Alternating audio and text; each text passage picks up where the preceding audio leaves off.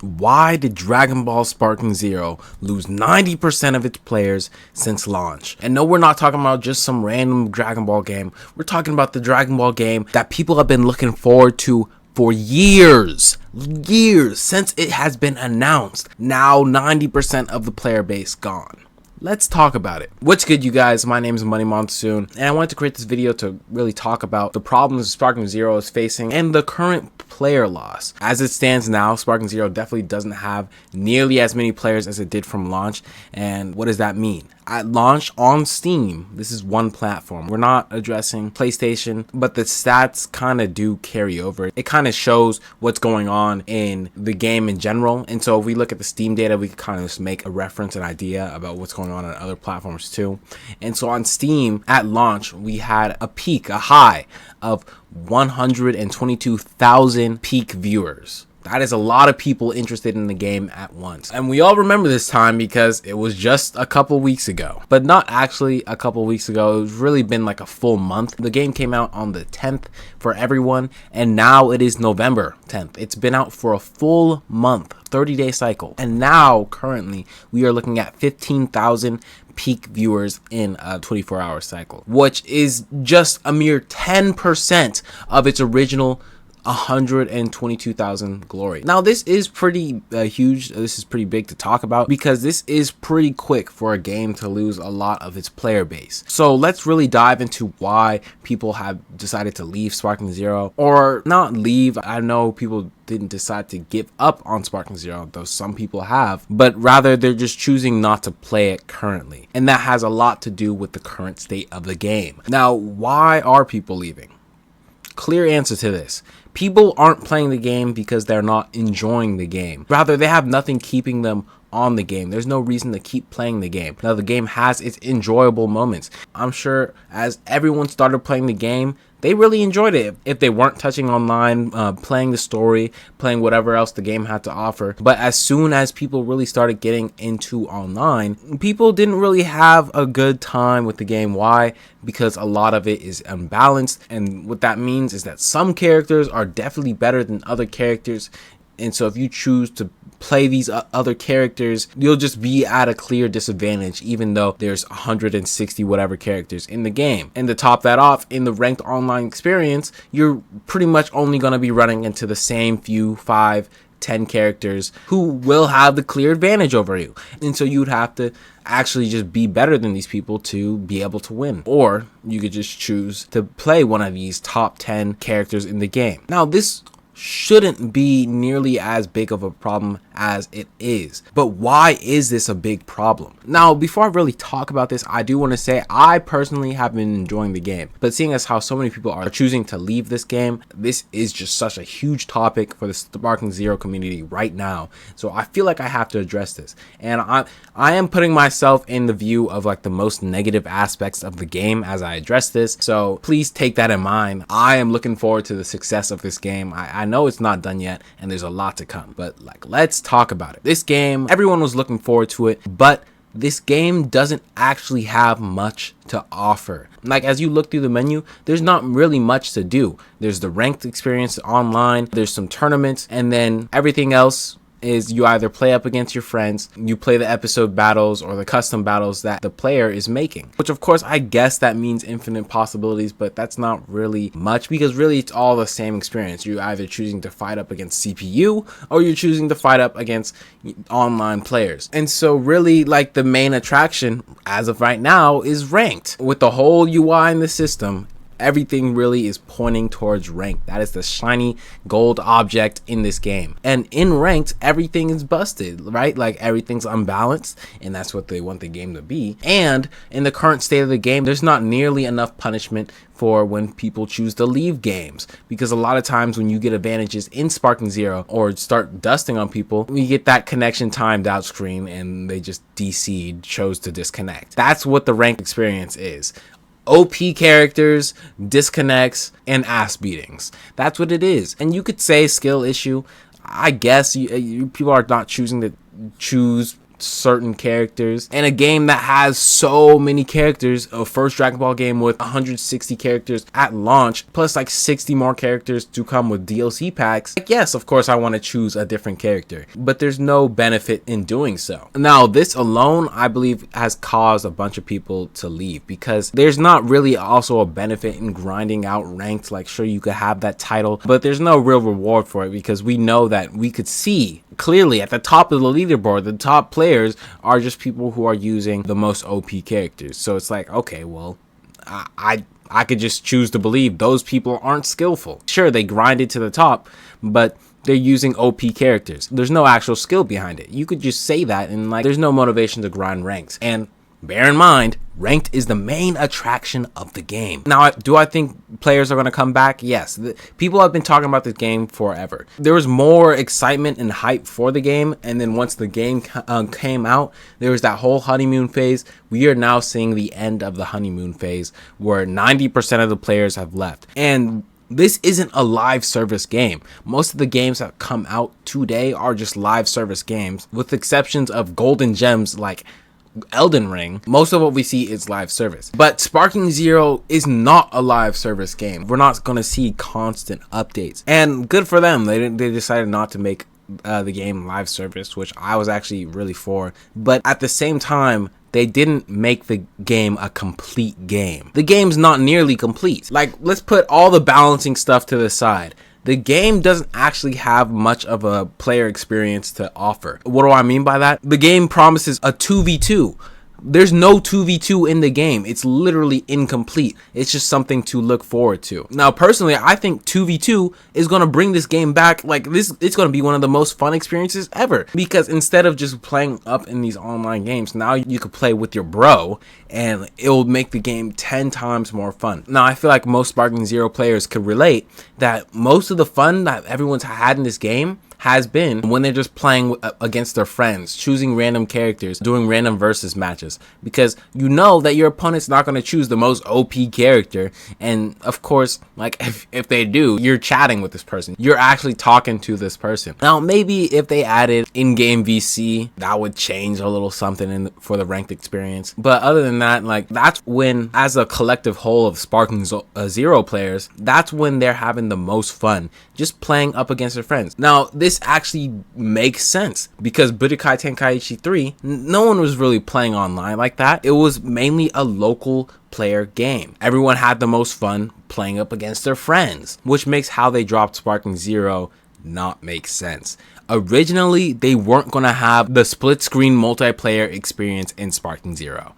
That makes no sense. The art of local split screen games is dying. Most new gen games aren't even really supporting that whole experience. They're taking it away, and so we see it less and less in today's world. Like, most times people are just playing in their own homes in parties. But if we look at what made Budokai Tenkaichi 3 so popular and everyone's memories of it, no one was thinking about the online experience. They were all thinking about how fun it was to play that split screen local multiplayer. And so the devs missed on that whole viewpoint. Like, they didn't understand that at all when they dropped this game, because clearly they didn't. They added it last second, and they couldn't even add all of the maps in for that, because that's not something they were designing the game for. You could only play split screen multiplayer in the hyperbolic time chamber. Now, if they designed the game to fit more around the split screen multiplayer, there would definitely be less of a drop off in this game. Here's another reason I think that players aren't leaving the game. This still fits more into the game is incomplete, and this is that, like, the only mode in this game is versus mode. Only thing you could do with these characters is fight other characters, which I get that that's how they made the game, right? It's like Dragon Ball characters, all they do is fight, but they're missing out on a whole other opportunity. Like, if they decided to put more into the launch of the game, like adding raid boss battles, doing more quests that could give you like Dragon Balls, and making the game a lot more engaging, then players would have more of a reason to keep playing the game. To add on to that, if they put more effort into cosmetics in the game, right? Like, let's say they added quests and cosmetics. What if there's a bunch of certain quests that you could do that will give you specific skins and costumes for your character? They completely missed on that whole idea. Instead, they only gave like certain characters a few costumes that are canon costumes, and they didn't even give every character a costume or an outfit. So as it stands right now, the only way that you could have different costumes for like your character, the character that you want to play, is you have to play on PC and add mods, which is just a whole nother topic, which I feel like they missed on. They could have definitely added more into the base game in terms of costumes and more things to keep people engaged, but instead it feels like they added just the most basic UI in the game, didn't really add much of any animation to the story mode or anything, and instead it just feels like everything is like the most like minimal effort type of release. They could have put more effort into it, but they didn't. There's no real reason to stay engaged with the game. So instead, Sparking Zero just becomes an experience. Just learn how to play, have fun with for a little bit of time, and not get too wrapped up into the online experience, because of course everyone's just going to choose the same few characters. And I think the devs are really learning from this, because maybe they didn't take data from Tenkaichi 3 and what made Tenkaichi 3 popular. But again, a lot of this game just feels rushed. I'm sure when everyone goes into like the customization screen, the first thought in their head is like, damn, this just feels like a missed opportunity. And the way they set up like how the customization looks, it just looks like everything looks perfect for a live service game, right? Like it looks like that's what they intended. That's not what the game ended up being, which again, I still have no hate for it not being a live service, but I definitely think they could have added a lot more content into the game. Now I could talk about the gameplay of the game, but there's not much I could say that hasn't really already been said by everyone else. There's definitely a lot of improvement to be made in the game, to the game mechanics, especially with the vanishing. I know a bunch of people are probably annoyed with the whole vanishing mechanic. Now people are both locked in, like it's just a battle of who has the most ki. So I definitely think they are going to change things with the gameplay, maybe to make things like the vanishing faster, maybe to make the game mechanics even more engaging. We'll see, but that's something that we're just gonna have to wait for like the next like big update for. But as it stands right now, if we don't see like another like huge update patch, or if the next big thing is going to be the DLC, then we're going to continue to see a steady decline of Sparking Zero players, because currently the game is only offering online, and the online is broken, unbalanced, as they said the game was going to be. And the funny thing is, I don't even think most players have a problem with characters being unbalanced in general. Like, of course, you're going to run into the, some people playing Gogeta or whatever, but more than that, the players have more of a problem of only running into those unbalanced characters. That's the only thing that you're going to be playing against, and it's either, you know, learn to play up against these characters and potentially run into a rage quit or suffer. And that is just the current Sparking Zero experience. It is such a shame to see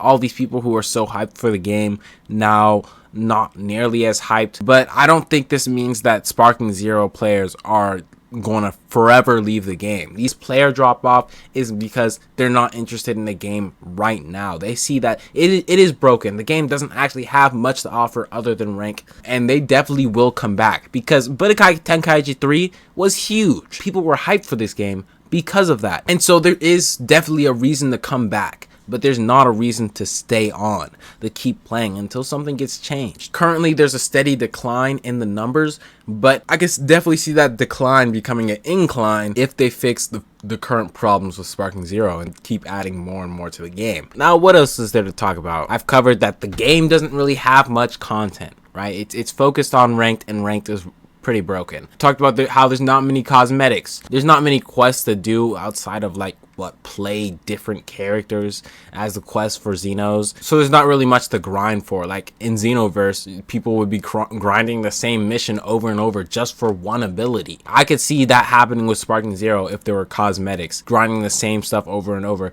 just for a costume. It not being live service is definitely hurting it, but that's only because it doesn't have much content in the game. We've covered gameplay. Even though there's more to talk about, I really feel like Sparking Zero a year from now is not going to look anything like the game at launch. It's probably going to be way better, and we still are very optimistic for this. And last thing, which of course is the most important, is that this game is not meant to be an online experience game, which is what they kind of shifted this game to be about, like it being an online experience. But no, people have literally had the most fun just playing this game locally or against their friends. And that's actually what I've been looking forward to when this game was coming out. My friends and coworkers were talking about it, and it's like, oh, I bet you won't be able to beat me, and so on. And we've just been excited to play up against each other. There's not really an excitement to play online. That's kind of just what I do when I have nothing else to do. But like, even then, like, nothing keeps me engaged in the online. It's like, oh, I play a couple matches and it's like, okay, well, now I don't even want to play. So there's definitely a reason to look at the stats of 90% of the players leaving as a failure, because the game is just literally incomplete. And I'll make another video fully diving into it, but it's mostly just what I've been talking about now. There's a lot of things that they were promising in this game that aren't even out right now. And there's a big problem with like the current gaming industry releasing incomplete games, and I'm not gonna lie, it's kind of sad to see that with Sparking Zero. Like, you could definitely see that, like, when you even hop into episode battles or even online battles, it just feels incomplete. Maybe the matches don't, because you could complete matches and it feels like you're actually having a fighting experience, but other than that, like, the game isn't all there, and that's a huge part of the reason why it doesn't feel like there's a reason to stay on the game. Now, if things don't really change, what does that mean for Sparking Zero? Sparking Zero could just end up becoming a game that's like lost in history, but not really lost, because of course YouTubers will keep playing it, but in the online scene, we might not see it much, and instead we'll only really be seeing it when people just want to play a game against each other, and it'll just be a fun little game to play against your friends or locally. And so that's why I'm really rooting for when they add all the maps locally, because I don't know how they weren't thinking that like everyone would want to be playing this locally. This is the local game of all time, and they didn't even get that right. So I could definitely see how it's just been kind of disappointing to the 90% of the player base that were really looking forward to it. But I don't think that this means it's the end of Sparking Zero, because people were looking forward to this for 2 years. Just because they gave up on the game now doesn't mean they're going to give up on the game forever. So truly, we'll see. We are now entering the non-honeymoon phase of this game, where we get to see every change they implement in this game, and we will see some returning players with DLC, but it's truly up to the devs at Sparking Zero to decide what they truly want from this game. Because this is not going to be something that there's going to be evos for, or a professional scene. It's not like Dragon Ball FighterZ, where there's more balance in the game. No, this game will just end up being whatever the devs want it to be in. And so we'll really just see where the devs take this game, besides what we already know, which is, you know, the 2v2. That actually might save the game. I don't truly know yet. How they do it will determine everything. So have faith, keep your energy up, and with that, I'll catch y'all in the next one.